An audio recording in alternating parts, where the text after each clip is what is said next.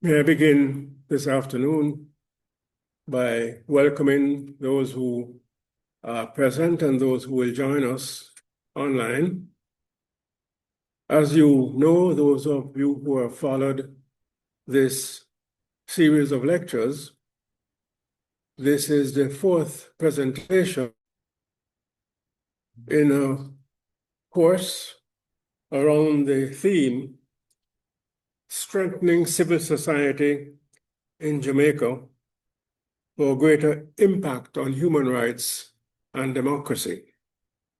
May I begin by thanking the European Union for supporting this project, initially proposed by National Integrity Action, and as well St. Michael's College for inviting me to do these presentations as a short course offered by the college. In our last presentation, that was the third lecture, we identified a number of areas of real and of threatened democratic backsliding. And therefore, I think it is helpful for us to remind ourselves what is the meaning of that concept, of that term, which has gained global prominence because of the number of countries that are undergoing that process. And what is the process? It is one in which government-led incremental weakening of democratic institutions, of democratic norms, and civil liberties is taking place in an existing democracy. It is a form, therefore, of what is called autocratization. Autocratization where elected leaders, note elected leaders, are legitimate. And elected leaders, legitimate elected leaders, often use legal means to consolidate power in the executive, to reduce accountability, and to limit opportunities for public participation. Democratic backsliding, therefore, represents the opposite of democratization. Democratization being that process where democracies become more responsive to the people's needs, not just to strengthen procedures, but to become more reflective in the policy outcomes of the needs of the people. This evening, I want to examine resistance to democratic backsliding in Jamaica. I want to examine the resistance by individual citizens, by civil society organizations, by professional associations, by political bodies, and by governmental institutions. Much of this resistance is not just to preserve the integrity of democratic procedures. It is to ensure that our democracy delivers more benefits to our people, that less of our taxes end up in the pockets of the corrupt. And it is to ensure resistance to prime ministerial power and to executive dictatorship, which can often be used to diminish our rights and freedoms. For example, our rights and freedom to Charter of Rights requirements, our right to a healthy and productive environment, our right to access our beaches. It is a resistance to ensure that our courts, our judicial branch, remains separate, remains co-equal to the executive, and indeed retains the independence necessary to overrule the government when action by the authorities threatens our fundamental rights and freedoms.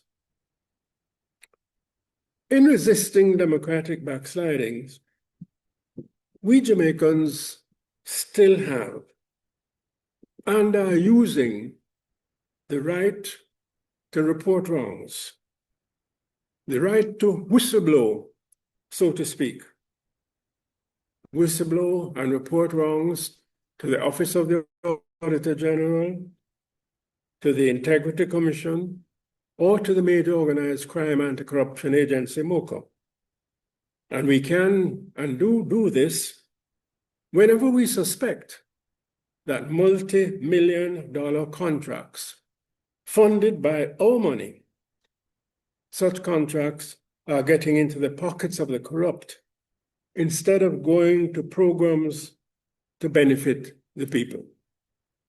Instead of going, for example, to improve the amount allocated in the budget for each student's lunch on the PATH program, the massive sum of 250 Jamaican dollars for lunch for students on the PATH program, to ensure that our money is not going to incompetent contractors, but instead to those who are competent, those who are tried and tested, and those who are not getting the award because they are political cronies in, say, for example, road rehabilitation projects.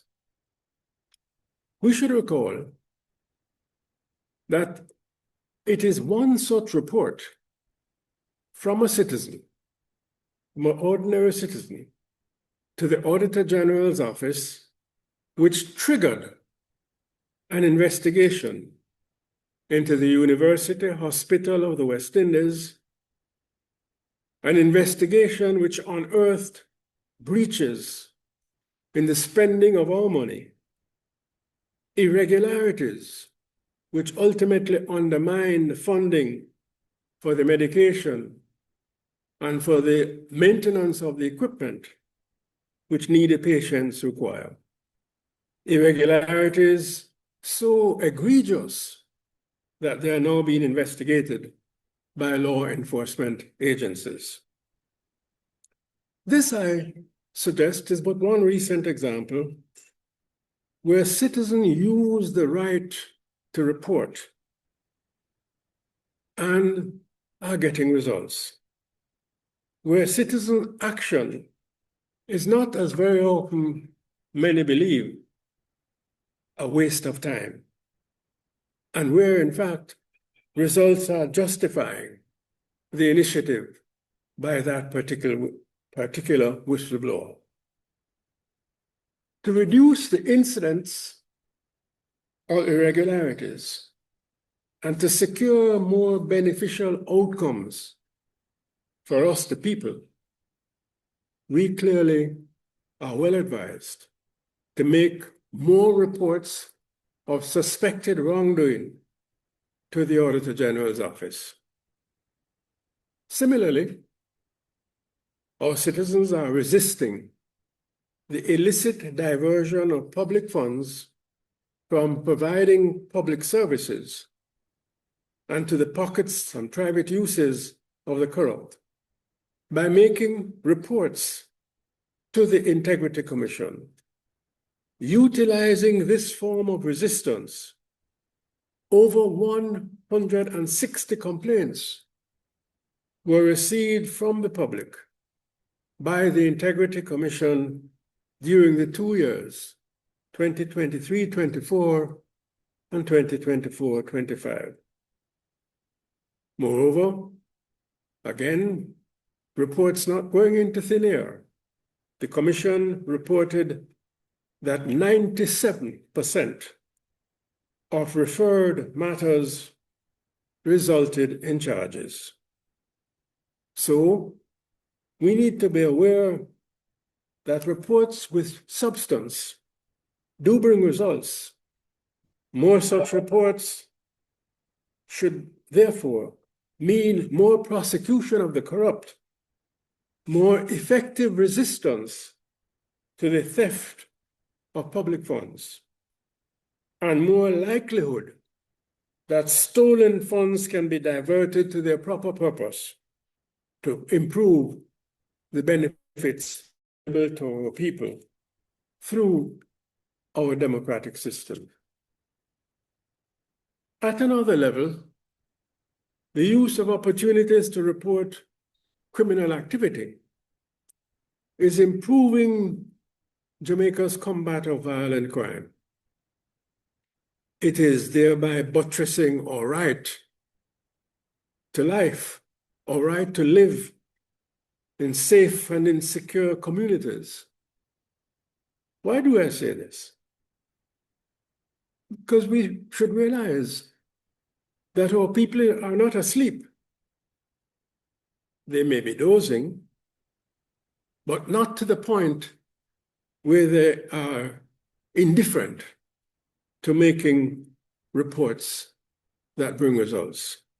In that regard, I was interested to discover that there are increasing numbers of anonymous reports being made to Crime Stop, to 311, primarily relating to illegal firearms, to ammunition, and to suspected gunmen. In 2025, up to October of that year, such anonymous reports were averaging 70 per month, 70, or more than 2 per day, to 311 Crime Stop. And this was not in vain. 1 out of every 3 tips has led to successful outcomes in terms of arrest, in terms of seizure, and in terms of recovery of illicit material. In this regard, it should be noted that our citizens' efforts have not gone unrewarded otherwise. In fact, in response to these reports, these tips that brought results, 7.5 million Jamaican dollars were paid in 2024 as rewards to citizens for their efforts. More fundamentally, in the instances where autocratic steps by a prime minister threatens basic democratic principles, our experience is teaching that rather than do nothing, rather than murmur and complain to ourselves, direct citizen action is required to reverse executive overreach and to check backsliding from democratic norms. I reflect on what undoubtedly has been and remains one of the most outstanding illustrations of the need for such action and the possibility of success in upholding democratic principles. It was in 2018, February the 1st, at the swearing-in ceremony of Justice Brian Sykes to act as Chief Justice in a context where there was a clear vacancy. Prime Minister Holness declared, amongst other things, quotation marks, "Action which brings results will determine the assumption of the role of Chief Justice. End of quotes. That was February 1, 2018. By February 4th and 5th, public outcry had begun. National Integrity Action, other groups, and particularly, let us note, the Jamaica Council of Churches spoke with clarity and with firmness. Quotation marks from the JCC statement. The Chief Justice shall not be subjected to a probationary period. The appointment of Jamaica's Chief Justice shall never be clothed in a garb that even remotely suggests a catering to the personal pleasure of any member of the executive. End of quotes.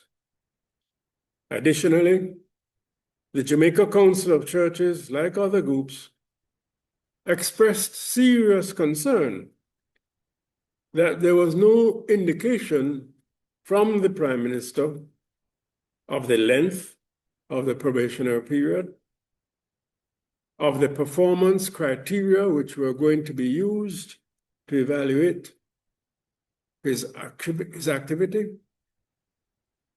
And indeed, there was no indication of who would do the adjudication to determine satisfactory performance or otherwise. Protests grew. On February the 12th, all 97 judges from Jamaica's parish courts, from the Supreme Court, from Jamaica's appellate court, engaged in an unprecedented protest action. Instead of going to court, they attended a meeting to discuss this issue. The headline of the Jamaica Observer newspaper on February 12, 2018 stated, and here I quote, "Courts shut down as judges protest Chief Justice issue." End of quote. That was the headline.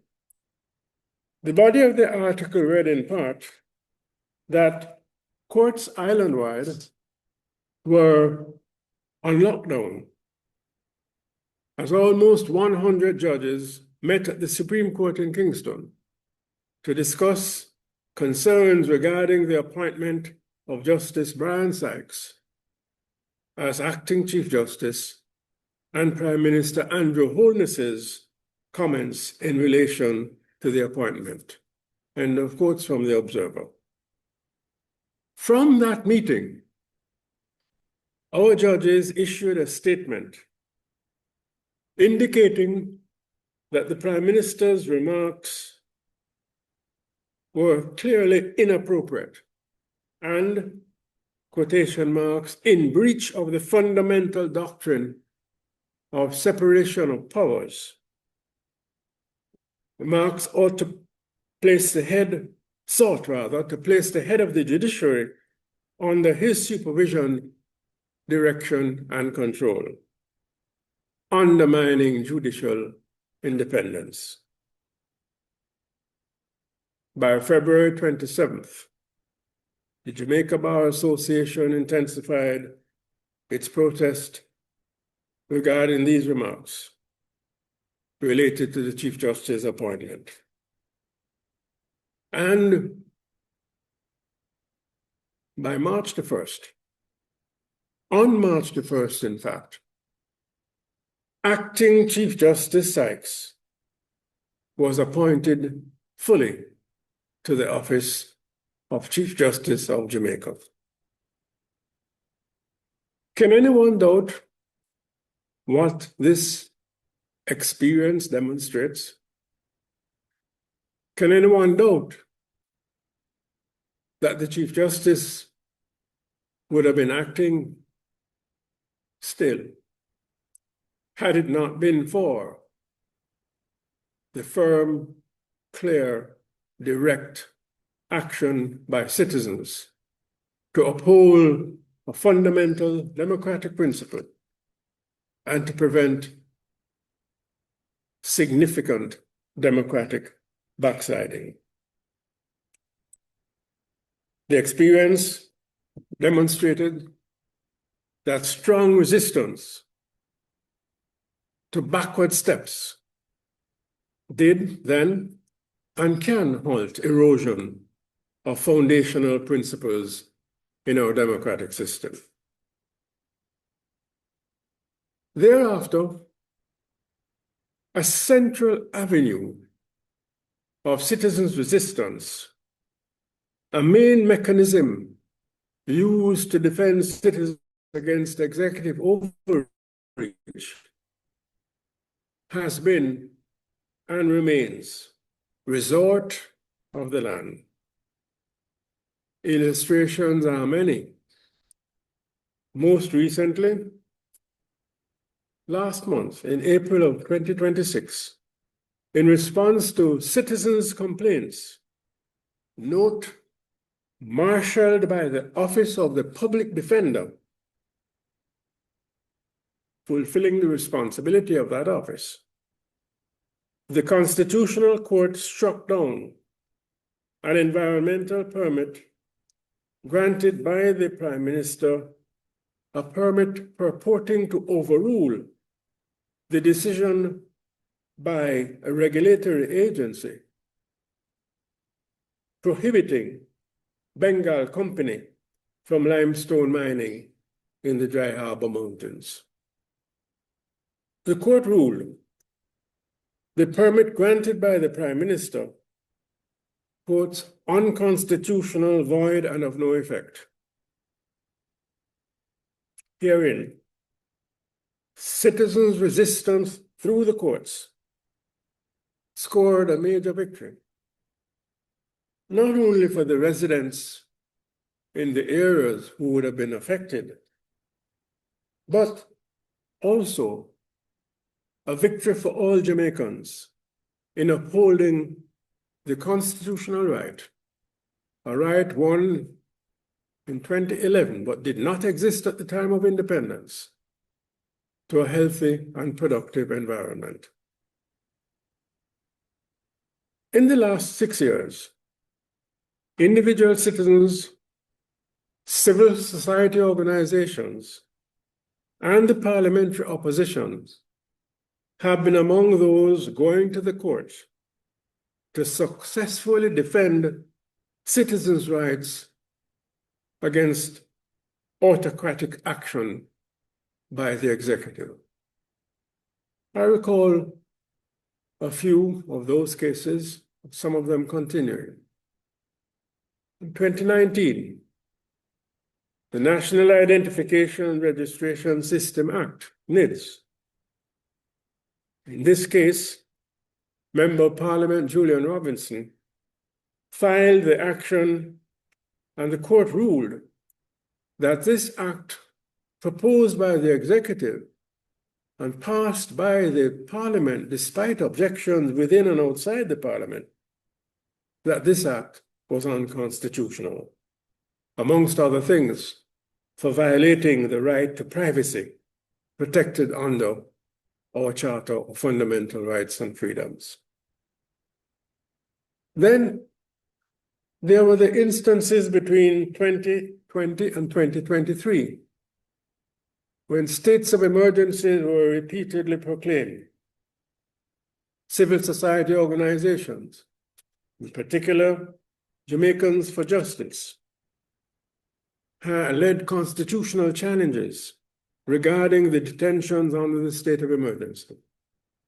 Whilst not always striking down the entire state of emergency, the courts consistently ruled against the government on how detainees are treated, and in several cases declared the detention of individuals during these measures as unconstitutional, violating their rights to freedom of movement. Most recently, and ongoing as we speak, 2025 going into 2026, court actions to secure the access by the Jamaican people to our beaches, and access circumscribed by various kinds of development, private capital, as well as governmental activity. The Jamaica Beach Birthright Environmental Movement, civil society organization, is currently leading active cases in relation to securing public access to Providence Beach, Flankers, St. James, to Little Duns River in St. Ann, to Blue Lagoon in St. Ann, to Miami Bay Beach in St. Ann.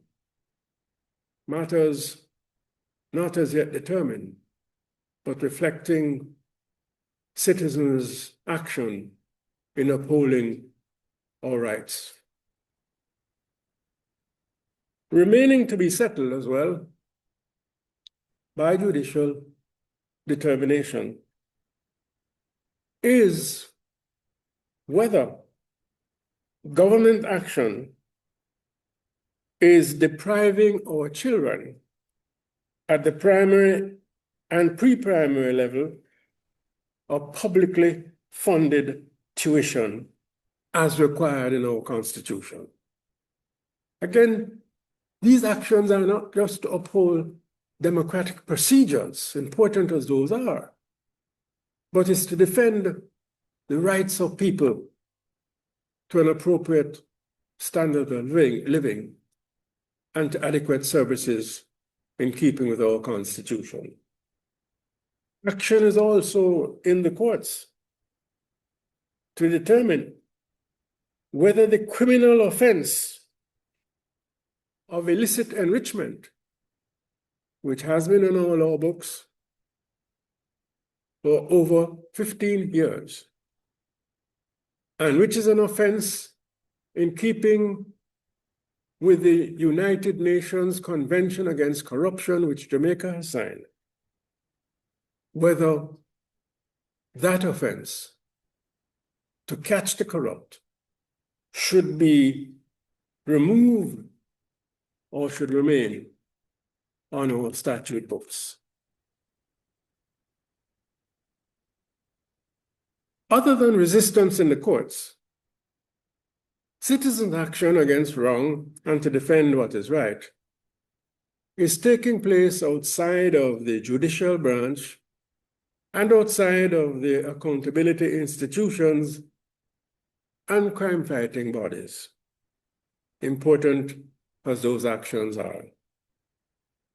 Protests through traditional and social media platforms regularly take place, and these often result, if loud and widespread enough, in some success, even if partial and not complete, even if sometimes temporary and not sustained. Our people are not as assertive as we would wish, but they are not also asleep. Just a few days ago, massive public outrage against the outlandish and vulgar billboards promoting the Rude Boy Original Beer contributed to the prompt removal of this vulgarity from the public space.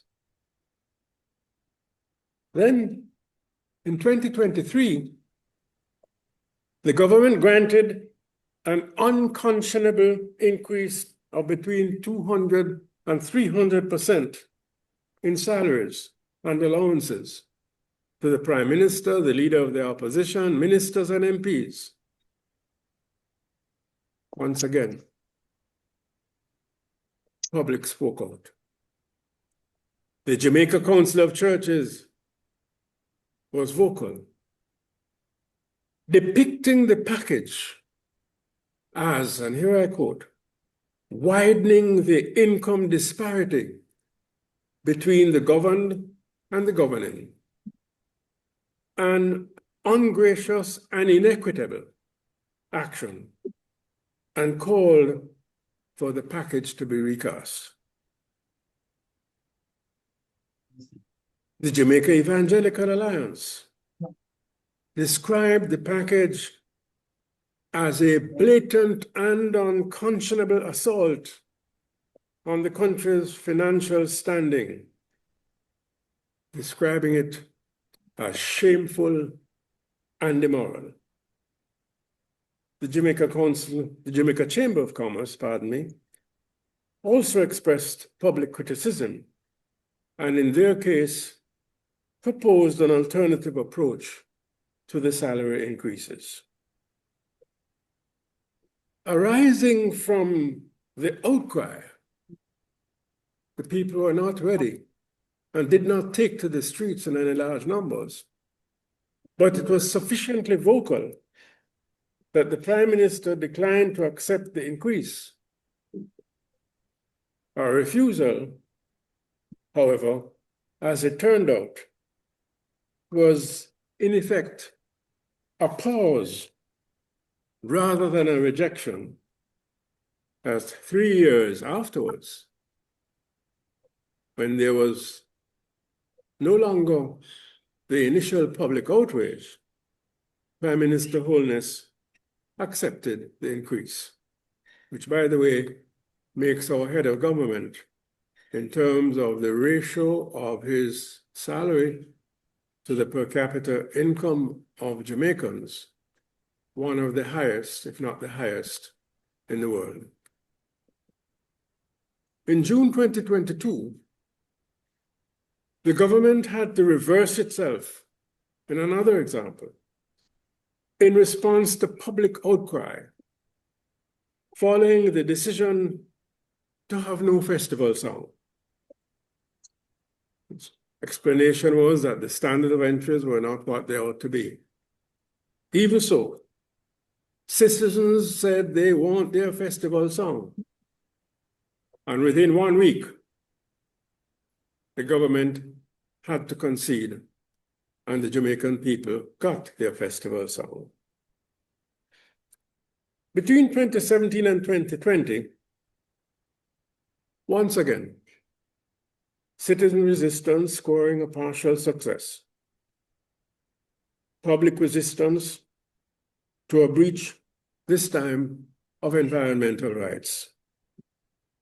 On that occasion, the resistance took the form of a petition as part of a campaign led by the Jamaica Environmental Trust and joined by a wide range of citizen organizations and ordinary persons from the various sections of the country.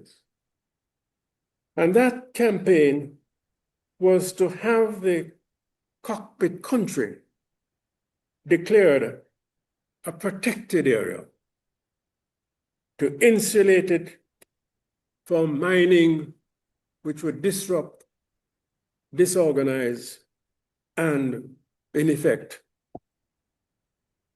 demean the life of the citizens in those areas. The Prime Minister and the government responded. That petition, launched by Jamaica Environmental Trust, gathered 34,000 signatures from Jamaicans in 2017. The government responded by defining the boundaries of a protected area in 2019 with legal status in 2022. However, this was only a partial advance because the boundaries were limited more so than was requested by the petitioners and more so than the cockpit countries itself justified. They excluded areas which were properly regarded as part of the cockpit country, and by such exclusion, opened up those areas to mining, fast forward to where we are now, 2026, regarding the National Reconstruction and Resilience Authority, NARRA, that bill. This bill, proposed by the government,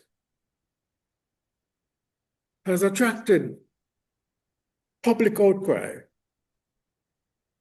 from a vast range of our citizenry, from the umbrella group of churches, from the Watchman Church Leaders Alliance, from civil society organizations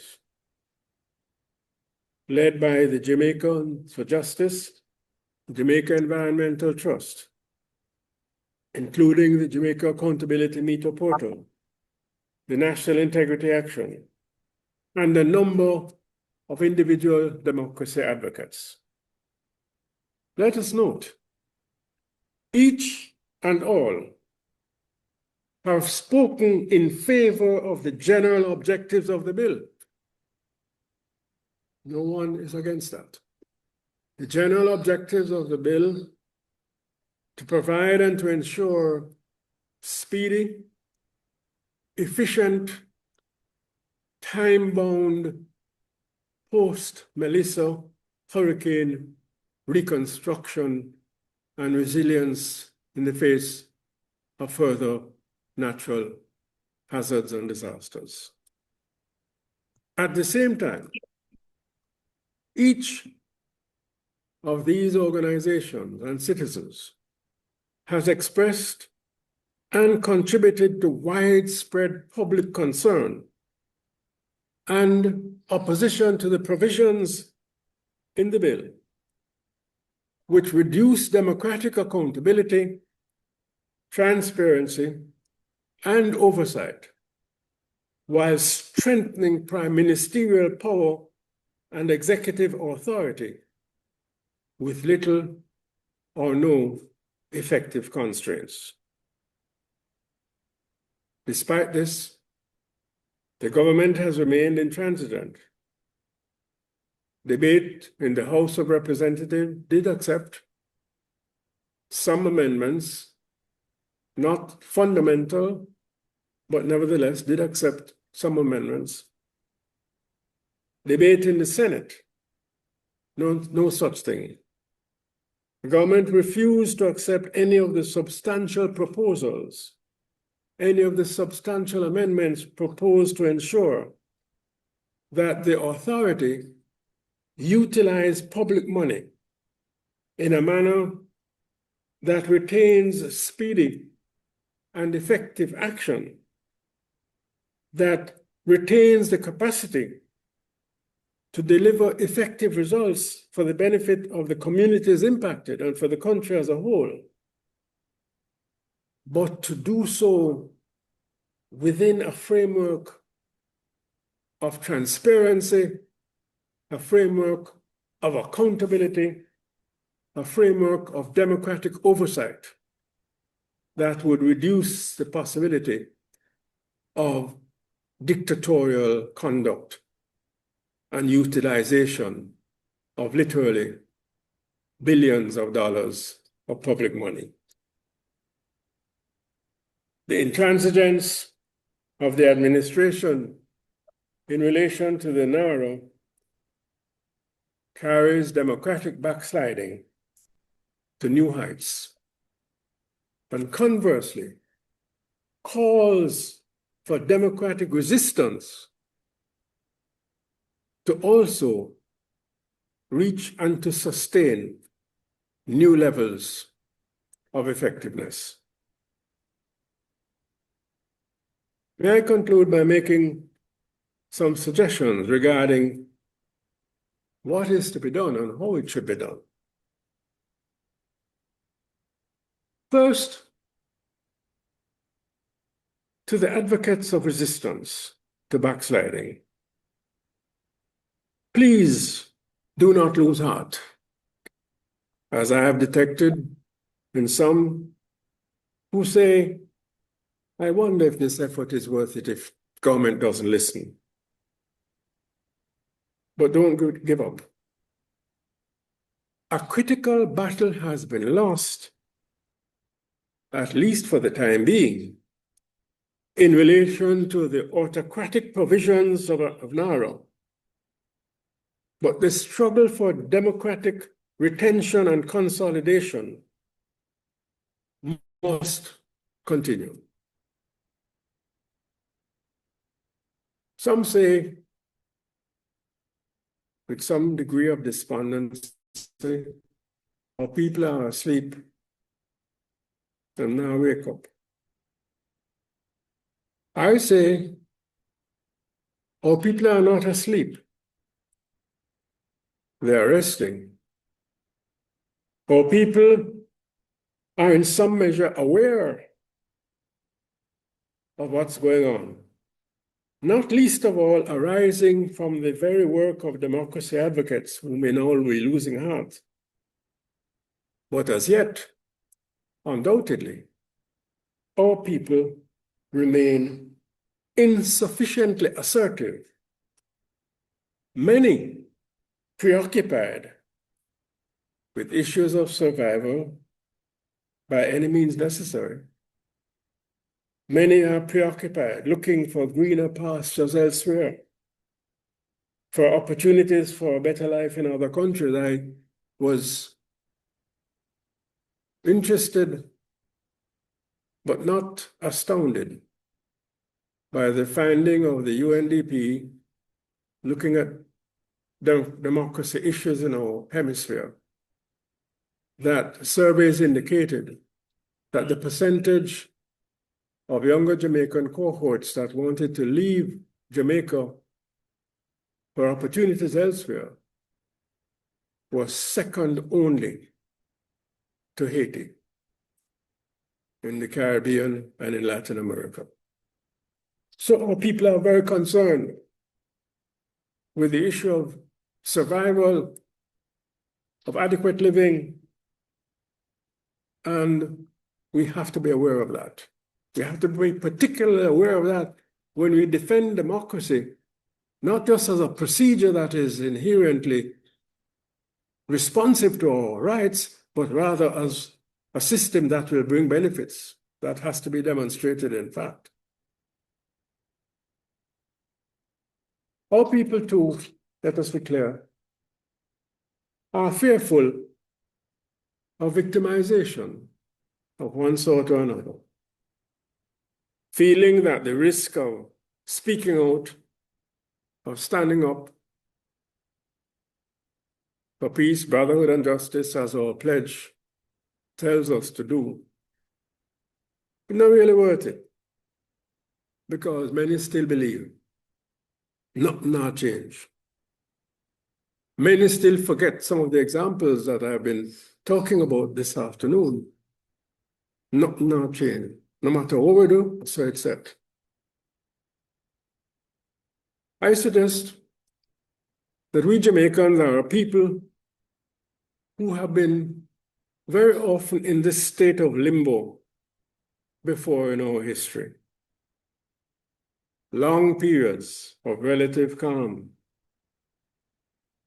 followed, lest we forget, by storms of public engagement, indeed hurricanes of public involvement. In the time of relative calm, where what is wrong seems to prevail, in the time of comparative inassertiveness, even the best of advocates can often and have become victims of disappointment and ask the question, is it really worth it? In this regard, it is perhaps timely to recall from our history, and I ask you to remind yourselves about the experience of our national hero, Marcus Mosiah Garvey. how even as consistent and as resilient an advocate as Garvey,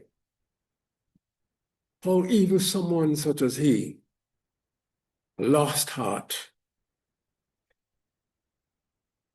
after working so hard. It was in 1935, let us recall, Garvey decided to depart his homeland and wrote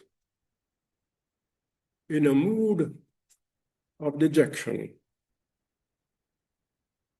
quotes, "I leave Jamaica a broken man, broken in spirit," end of quotes. Even Garvey, buffeted by sustained opposition from the powers that be during his day, and depressed by relative passivity amongst the powerless to whom he appealed,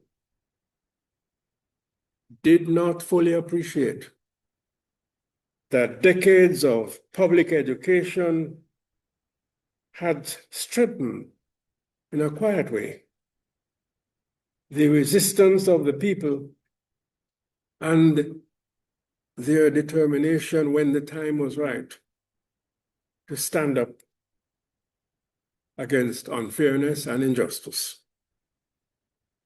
And so it was. Just 3 years after Garvey left in understandable disappointment his homeland,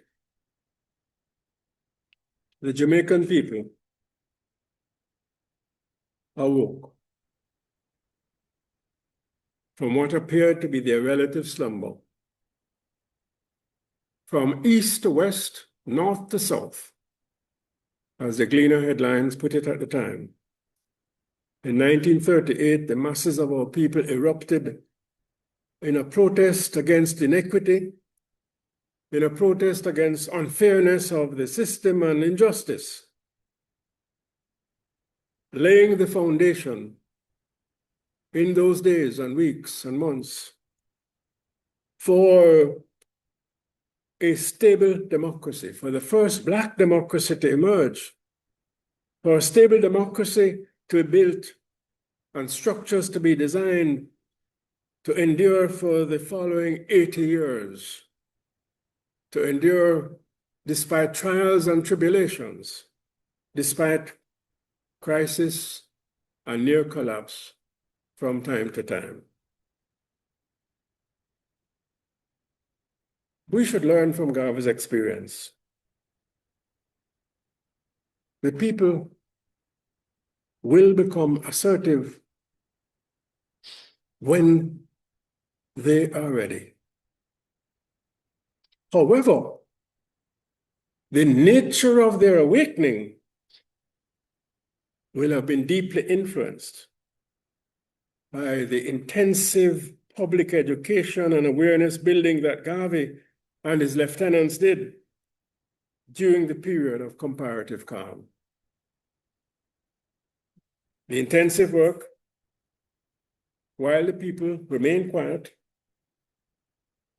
constant lectures, newspaper publications by Garvey, even magazines, concerts, carrying the message of self-respect. That it was the activists whom he trained. This was what laid the base for the awakening when it did take place. An awakening that would be informed and not ignorant. An awakening that would be conscious and not anarchic, as it may otherwise have been. Planting and fertilizing the seeds of public awareness and citizen organization is essential for public awakening to bear positive fruit in later periods of assertiveness. What does this mean practically for today's resistance, for today's democracy advocates in the midst of a new stage of democratic backsliding? I suggest, in conclusion, that it means a number of things for us. Firstly, instead of reducing our activity, we must improve our engagement with the people. We ourselves must understand better and must explain better and connect more clearly the link between resistance to autocracy, between the strengthening of accountability and the achievement of betterment in people's lives. It is not enough to say democracy is being undermined. We need to understand and be able to demonstrate that that undermining of democracy is reducing the possibility even further of a better standard of living. We need to understand, to explain better, and to demonstrate more concretely, for example, that preventing 100 billion Jamaican dollars, which is what it is, from getting into the pockets of the corrupt each year is not only a moral duty, important as that is, it is also an economic prerequisite for more resources to improve our people's lives, an economic prerequisite for more funding for the PATH program, for the school children's feeding program, for improving literacy outcomes, for expanding skills training, and the availability of funds for student loans, for subsidizing on-the-job training. All of that possible if we can reclaim that element of our democracy from theft by the corrupt. We need to understand and explain better to the man in the street that less corruption equals more opportunity. Less corruption equals improving the possibility for a better life. That's the first thing. To nuance our messaging more carefully linked to improving the lives of people.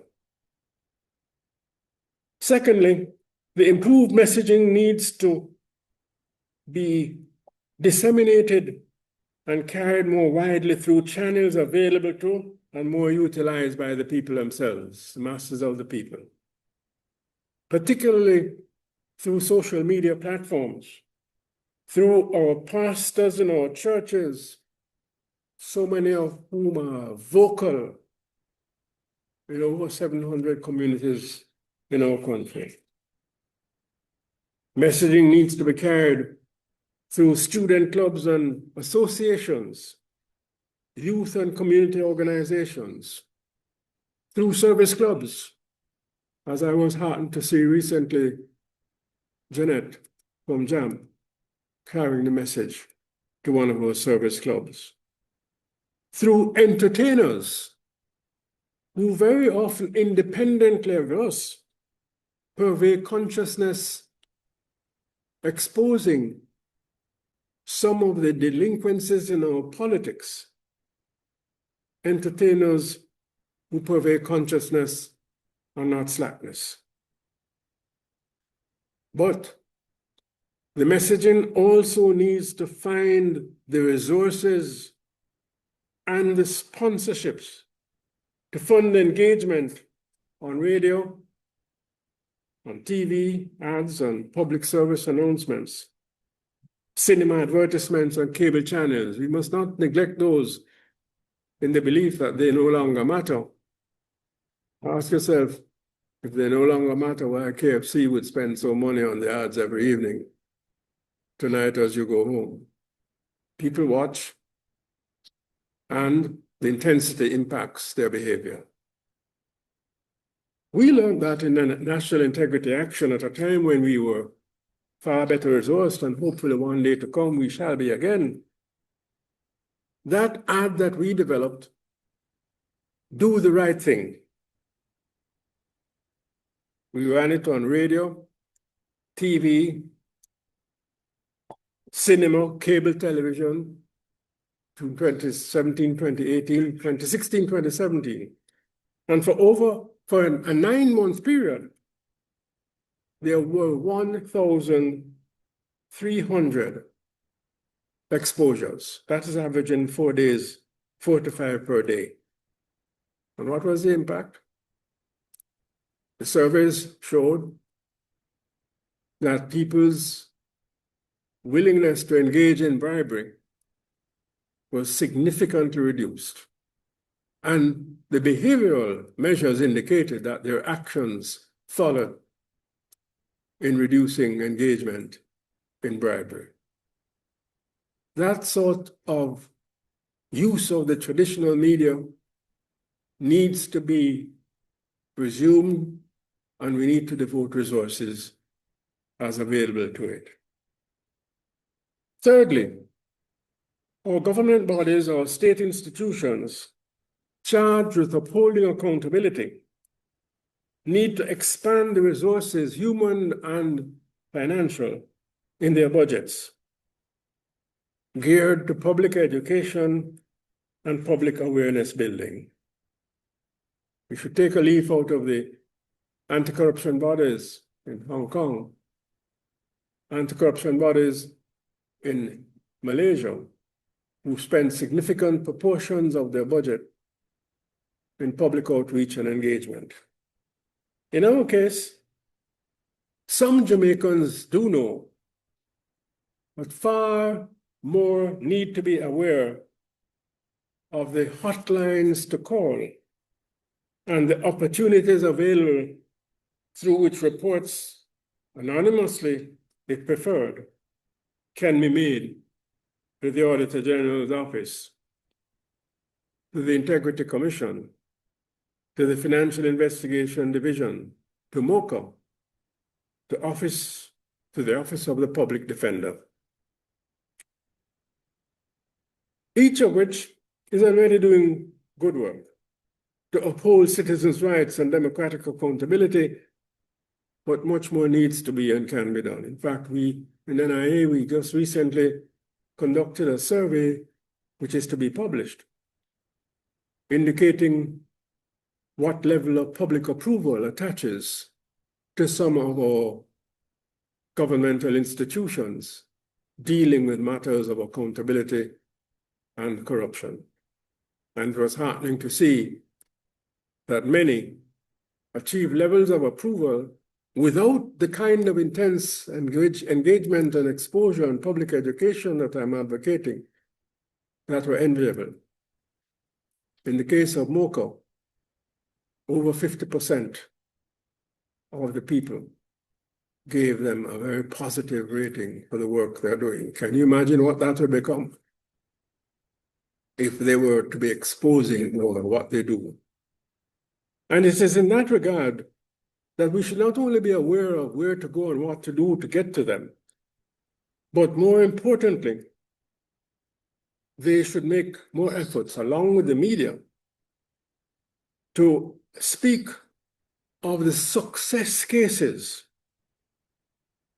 The stories need to be more widely known to demonstrate that citizens' reports can and will have big impact, especially success cases where public money is recovered to serve public purposes or is prevented from being diverted to the pockets of the corrupt. Well, that is my third suggestion relating to our sister and brother agencies in the public sector.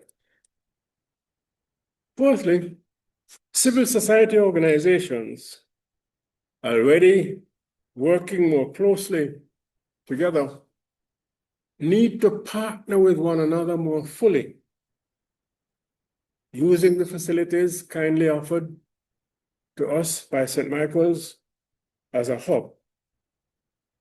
We need to work more fully together to develop a common program to prevent democratic backsliding, to collaborate with community organizations, to encourage, very importantly, to encourage international development partners to devote more resources, to give in more support to civil society organizations as well as state bodies in strengthening democratic accountability, and thereby ensure that democratic backsliding shall not divert the funds from their taxpayers from the intended objective of improving our people's lives, health and education and infrastructure into the pockets of the corrupt.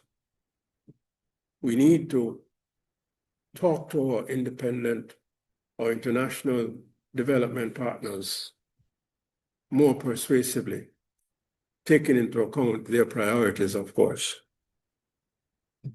Fifth and finally, regarding NARA, both government and non-governmental bodies upholding accountability and integrity need to develop real-time means to ensure that resources are channeled to where they ought to go, to the communities hardest hit, to develop recovery and resilience. We need to be more effective in connecting with those communities to ensure that what is devoted to their rehabilitation reaches them in consultation with them. And we need to be quite clear that our lawyers in the metaphor of the track, our lawyers need to be on the marks, so that if and when this bill is certified by the Attorney General and gets the assent of the Governor General, we need to be ready to preempt and to expose diversion of funds if and when it is threatened or occurs, ultimately to go where it ought not to. The provisions of the authority which facilitate a reduction or non-existence of adequate oversight, accountability, and which facilitate executive dictatorship and prime ministerial diktat in overruling regulatory agencies, as was attempted in relation to Bengal Company and Dry Harbor. Our attorneys and our citizens need to be on the marks to challenge in the courts expeditiously, to arrest and to reverse such unacceptable activity. And so we have our work cut out for us, and we need to take up the challenge, encourage our people, provide the information in ways that they would understand, plant the seeds of awareness which shall flower and flourish into fruits of assertiveness, into the kind of awakening of which our people are capable and have demonstrated over time when the situation requires it. And so Ladies and gentlemen, brothers and sisters, let us prepare. Let us be ready. Let us not lose heart. Let us understand that the season will come. It is not all the time that the farmer reaps. He knows there's a time to plant, a time to fertilize, and also a time to reap. Thank you very much for your attentiveness and look forward to your concerns and questions and to future engagement of this kind with broader segments of our population. Thank you so very much.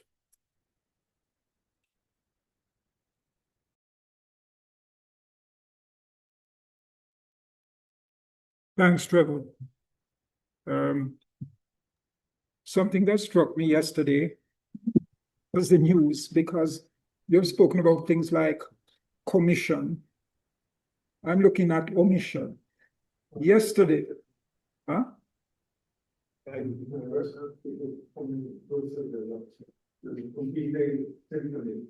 Okay, let me switch off this side.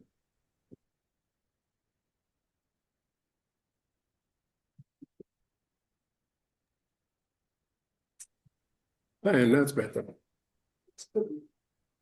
They stated in media, with Open, that had encouraged all sorts of donations and contributions to the channel students, has spent 7 months after Melissa, 1.8% of what was donated.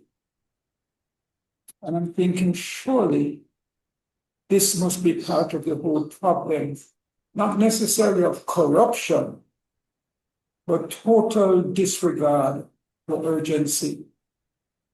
And it makes a mockery of this narrow bill, because they have the funds, they have the mechanisms, and they haven't utilized them.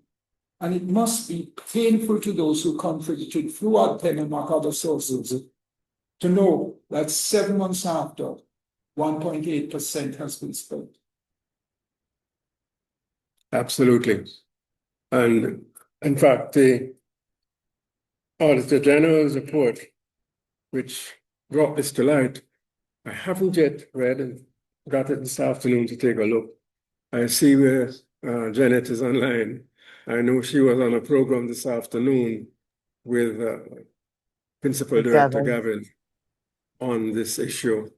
Maybe she has had an opportunity to explore what that report says and to see to what extent that it's so-called bureaucracy that has prevented more than 1.8% of the donations being spent. So, Janet?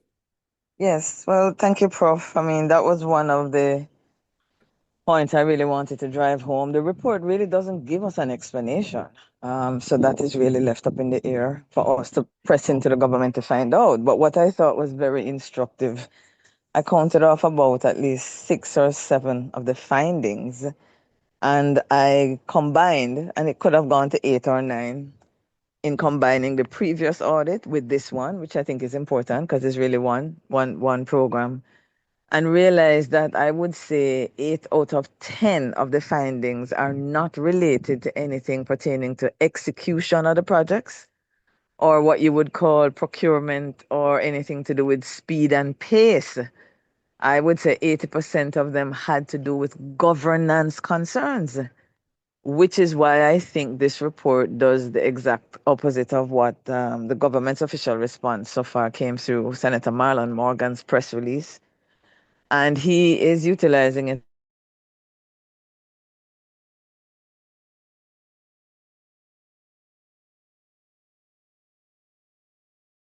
issue of that, deficiency in implementation. But if you look at the other findings, the vast majority of the concerns of the Auditor General, which really has to do with things that were not done that should have been done, that created an environment for anybody who wanted to act corruptly.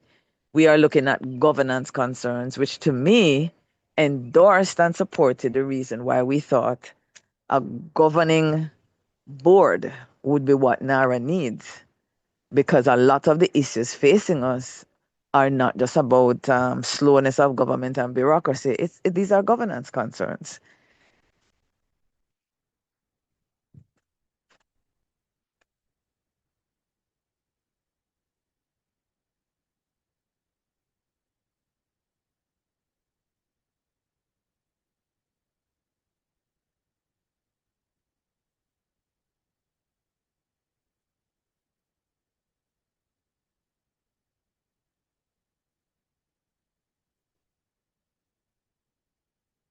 I'm muted.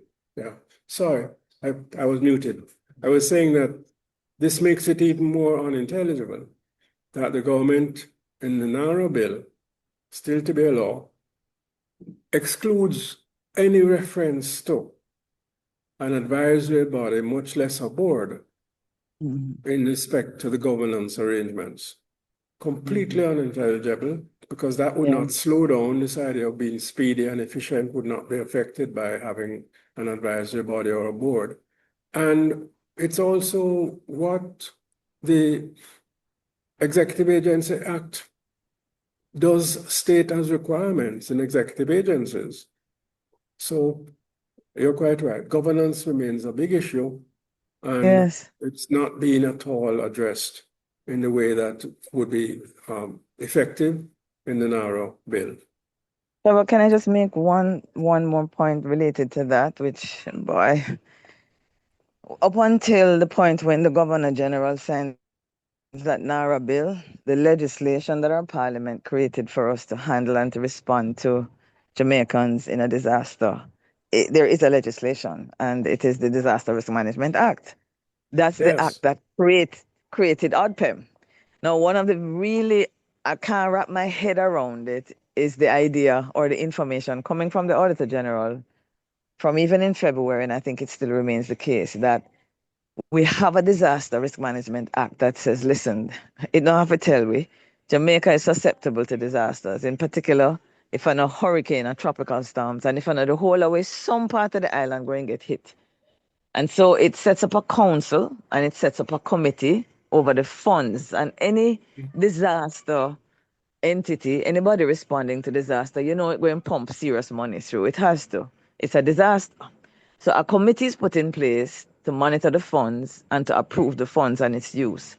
A council, and note this, of 38 people, wide multi-sectoral council was put in place with chartered accountants on it. And there's a reason why, because of the money is flowing.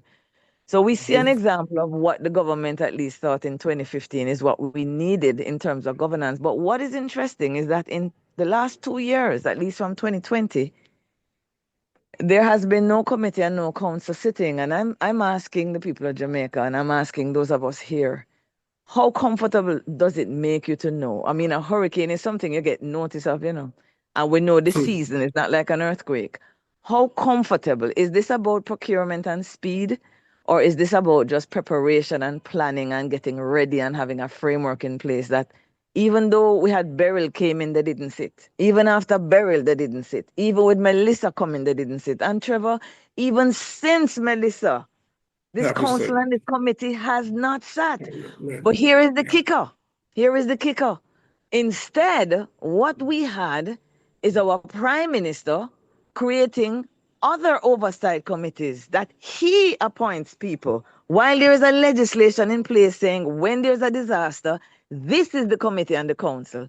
Mr. Holness creates his own separate, and though the people say put on this and put on an opposition member or put on civil society, my question to you, Prof, is this. If the legislation is clear that in the event of a disaster, this is what must happen, if we find X happening instead, isn't that a breach of law? I would think so. And this is where I really feel, given where we are in terms of the public mood, as I said, in my opinion, people are not asleep, but they're in a slumber, they're dozing.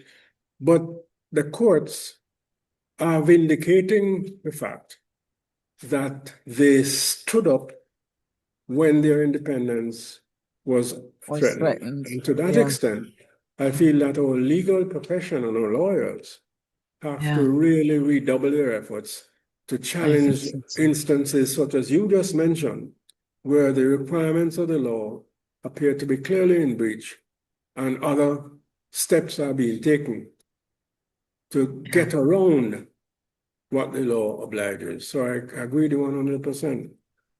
yeah, Elton? Yeah, I don't know. Based on what you just said, it seems to me that there's an opportunity for someone to initiate an action in the courts. Because if what Jeanette says is that it's not legal, then that should happen. In the same way as you mentioned the other cases earlier. I agree. I've discussed that preliminarily with one of our leading attorneys, and what he said in relation to NARA, that until it actually is signed by the Governor General, because the bill itself has an appointed date to be put in. Now, that doesn't right. happen in all bills. Some bills don't have an appointed date. And in fact, one such was challenged, the one I think that had to do with extending the period of the Director of Public Prosecutions.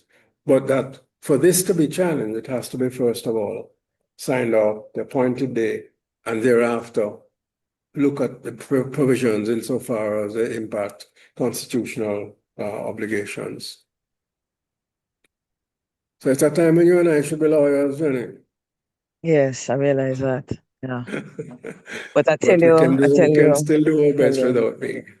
Yeah. one of the things I've never really heard mentioned in constitutional reform, Prof.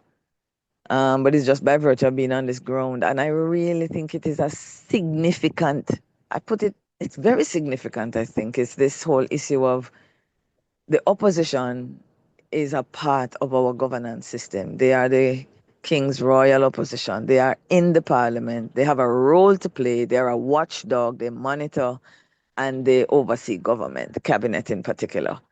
But here's what we certainly have been noticing in this administration, if not probably before, because there have been so many infractions constitutionally, is if an opposition don't have the money and don't have some friend from Norman Manley days who they can go beg a pro bono or a discount, then it means that the interest of the Jamaican people cannot be protected. Now, the government, on the other hand, has public taxes to draw from to go before a court and to say, we are doing what is best. I believe that an opposition should have access to public funds as well. And let both members of the parliament go before the court and plead the case, and the constitutional court decide. I can think of two instances when I thought the opposition would have gone, and I think should have gone.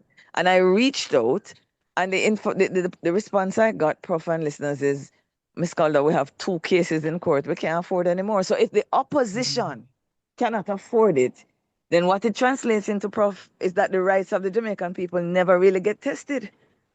I agree with one reservation, and this is one of the areas in which our building of a democratic structure was quite foresightful.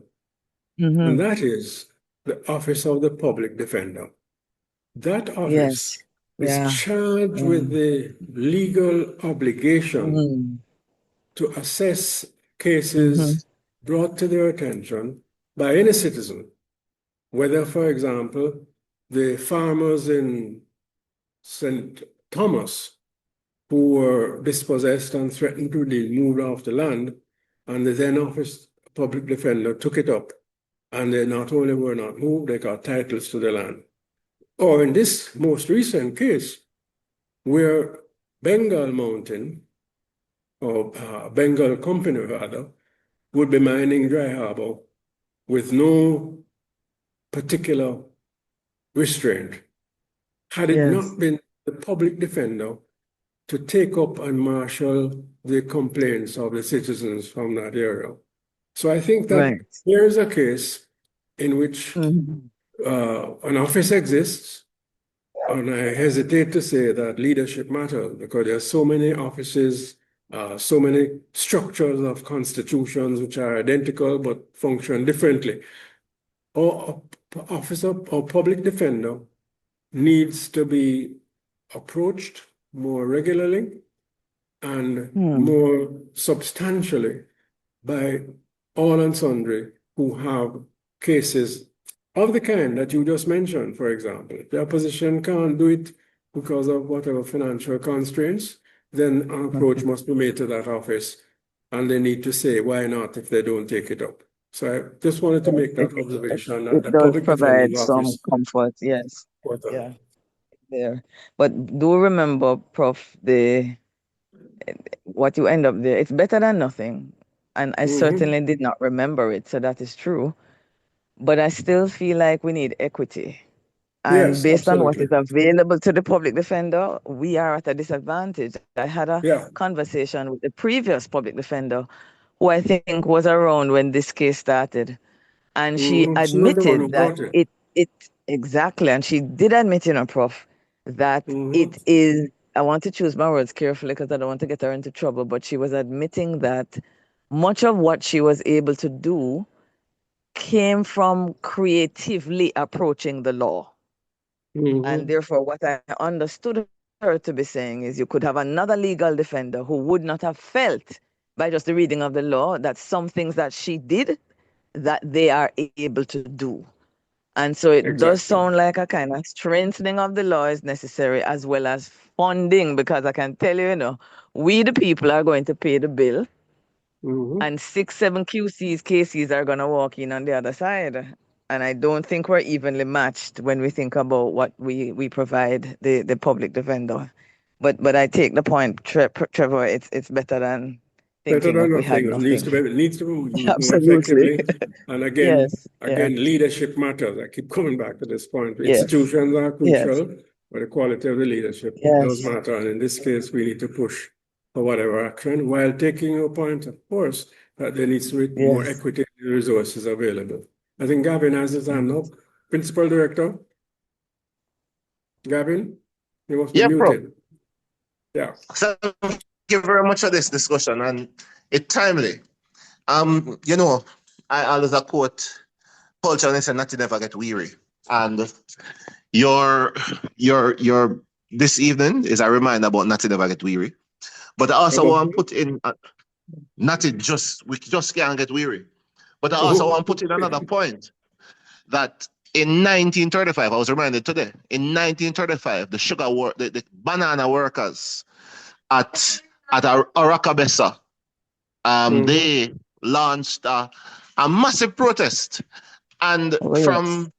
from the readings now, it seemed like say the banana workers or the dock workers across the country were using this. So I'm using that to say that the rural work, they work with the unions or whatever the unions are, is a critical part of what we have to do now in this doldrum. Because without this type of understanding, then we're going to fail.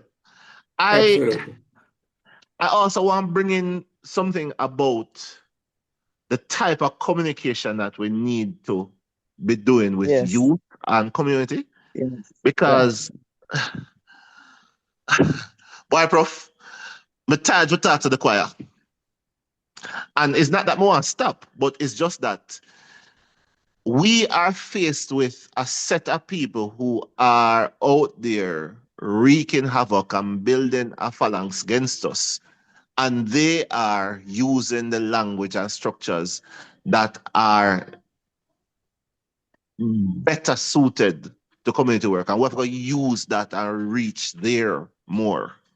And I know it might sound like a rant, and I know I've said it more times than anything else, but I really do believe, say, this evening we need to continue with it. And I thank you for the push. Yeah. Yeah. I don't know what you think about my thoughts. No, I think I agree to 100%. Again, you know, then it knows Ecclesiastes better than any of us Yeah. about the seasons. The seasons, there's a season, a time Yeah. to plant and a time to do what. Right now, the reality is that our traditional organizations that have brought people together for one reason or another, and in times of crisis have stood up for and with the people, are generally in a state of relative dormance, relative decline. If you look at the membership in the church, the attendance at the church, the funding available to them, the trade unions even more dramatically so. The membership now is about half it what it was 10 years ago in the major unions. Having said that, however, the hotel workers teach us a lesson. The hotel workers who in the 7 hotels a year or two ago, who were the calmest of the calm, as we all know, those of us who visited any of those hotels. In my case, because of the past association and the 20-odd years work with the trade union and a level of identity with their concerns, the guy who would serve you in the bar or serve you at the table and, be so gracious would pull me one side and say, Brother Trevor, may I tell you, the situation is bad. The man them have upon a 6-month contract and if we say fair, we're gone. We're not getting no renewal. We don't have no rights. And they endured that thing with calm. Look at the data, no strikes, nothing, no protests for years. And then all of a sudden, the calm moment talk about when you go seaside, no lookout, 7 erupt with all the patrons in the hotel come out of the street alongside the workers. So when I speak of seasons and the aptitude of our people, it's not just a metaphor, it's even recent experience, so that as a result of those outbursts, the government was scurrying around and there has been some concession to staff associations, to trade unions getting involved in representing the workers, and even talk about a joint industrial council that would bring employers and workers and unions together to discuss how to improve conditions. So yes, we have to engage the unions much more fulsomely, bearing in mind their particular concerns.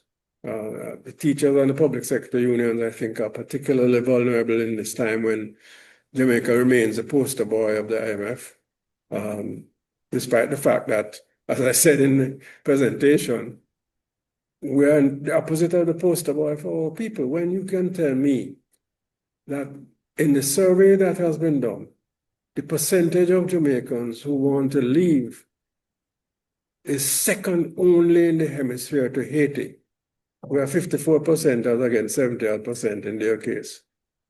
The poster boy for the IMF is a different boy for the people. So yes, we need to engage the communities, acknowledging that the community-based organizations, the neighborhood watches, the police youth clubs, and those entities are not what they were once, but are in a state of relative stagnation, I would say, but subject to those who are out there more than I am in the communities.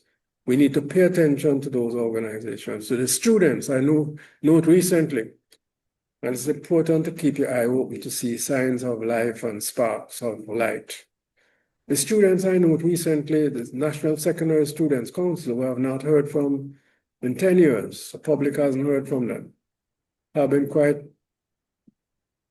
outspoken recently on issues affecting students. So they are, I keep coming back to my metaphor, not asleep, but dozing. And we need to behave appropriately to ensure that the dozing don't last too long, and when they wake up, they know what the targets are to be. Anton? Yes, I just in that response to that comment you made about Jamaica and Haiti being the two most where young people want to leave. Opportunities. I had done some work, but it's not scholarly work, but I did some work some years ago on migration. And basically, I tried to correlate the migration from Jamaica or the lack of ability to migrate from Jamaica to the periods where we had social upheaval.